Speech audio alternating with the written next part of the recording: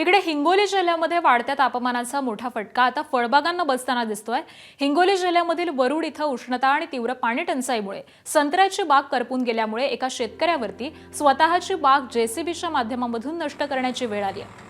कडूजी पवार या शेतकऱ्यांनी आपल्या 2 एकर शेतीमधील 150 संत्र्याच्या झाडांची लागवड केलेली होती। मात्र वाढत्या तापमानामुळे संत्र्याची झाडं करपू लागली। बाग वाचवण्यासाठी प्रयत्न करून देखील परिस्थिती नियंत्रणात न आल्यामुळे अखेर शेतकऱ्यांना जेसीबीच्या सहाय्याने संपूर्ण बाग ही जमीनदोस्त केली आहे।